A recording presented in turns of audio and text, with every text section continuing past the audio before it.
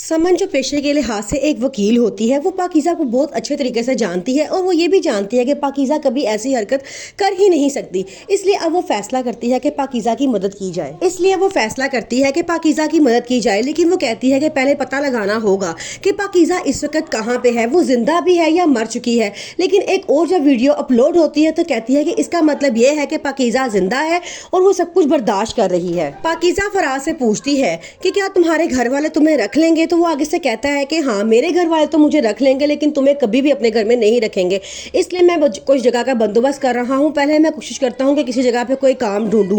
जैसे ही मुझे काम मिल जाएगा तो मैं किराए का घर लेके वहाँ तुम्हें रख लूंगा और फिर हम एक अच्छी जिंदगी गुजारेंगे। पाकीज़ा हर वक्त ये सोचती रहती है कि क्यों उस वक्त वो मर ना गई जब ये सब कुछ हुआ था, क्योंकि सारी गलती ही पाकीज़ा की थी। जो फराज को कहती थी कि मुझसे मिलने के लिए आओ, लेकिन फराज बार बार मना करता था। तो पाकीज़ा ने ही जज्बाती तौर पे इमोशनल ब्लैकमेल किया और कहा मुझसे मिलने के लिए आओ। जब वो दोनों मिलने के लिए गए तो वहाँ ये सब कुछ उनके साथ हो गया। पाकीज़ा का कहना ये होता है कि मेरे भाई बगैरत हैं, उन्हें चाहिए था कि वो मुझे जान से ही मार देते, क्योंकि इतनी बड़ी बेइज्जती के बाद मेरा जिंदा रहना बहुत मुश्किल था। तो वो आगे से फराज से बहुत तसल्ली देता है और कहता है कि इतनी बड़ी बात नहीं है, तुम बच गई हो, ये अल्लाह ताला का एहसान है, क्योंकि तुम्हारी गलती नहीं थी। ये सब कुछ उन लोगों ने गलत किया है और वो लोग अल्लाह की पकड़ में बहुत जल्द आएंगे। पाकीज़ा के भाई अब अपनी बेइज्जती और बदनामी से बचने के लिए ये शहर छोड़ने का फैसला करता है और कहता है कि मुझे यहाँ से चले जाना चाहिए।